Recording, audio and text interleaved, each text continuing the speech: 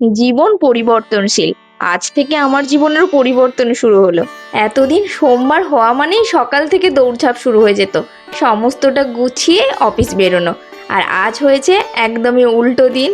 একেবারে ধীরে সুস্থে বেলা 11টার সময় রান্না বসিয়েছি। আজ থেকে সোমবারটা আমার ছুটির দিনে যোগ হলো। একইভাবে ওদিকে শনিবারটাকেও হারালাম। শনিবার কিন্তু এবার থেকে অফিস দৌড়তে হবে।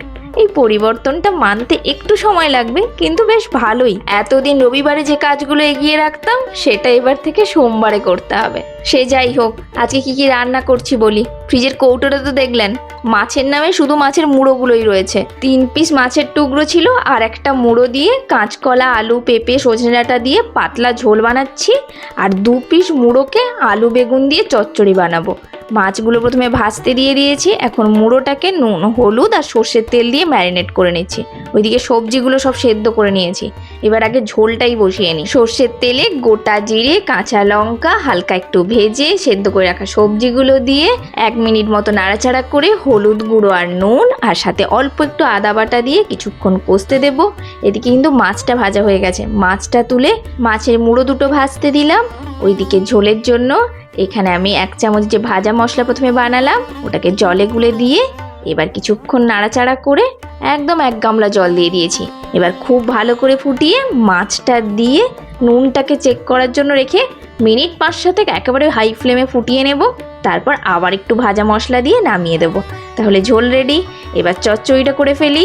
শুকনো লঙ্কা, 5 ফোড়ন, একটা কুচনো পেঁয়াজ ভালো করে একটু লাল লাল করে ভেজে এবার আলু বেগুনটা দিয়ে নুন, হলুদ গুঁড়ো আর একটু বেশ করে লঙ্কার গুঁড়ো, এটা একটু ঝালঝাল হলে খেতে ভালো লাগবে।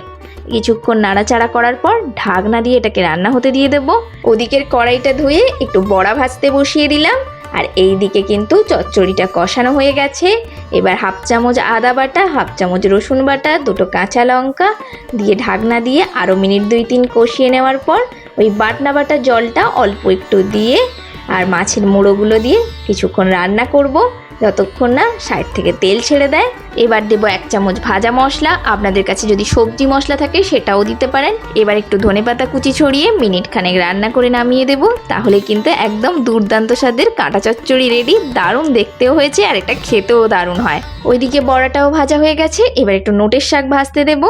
নুন দিয়ে নোটের শাকটা ঢাকনা দিয়ে সেদ্ধ হওয়ার অবধি রেখে তারপর হলুদ দিয়ে এখন এটাকে ভালোভাবে ভেজে নেব। ভাজা হয়ে গেলে এবারে ফোড়নে দেব 2টো কাঁচা লঙ্কা, একটুখানি রসুন কুচি, একটুখানি পেঁয়াজ কুচি আর সাথে 5 ফোড়ন। এবার সবটা ভালোভাবে ভেজে শাকের সাথে মিশিয়ে নিলেই রান্না কমপ্লিট। আজ তবে আসি। অসংখ্য ধন্যবাদ ভিডিওটি দেখার জন্য।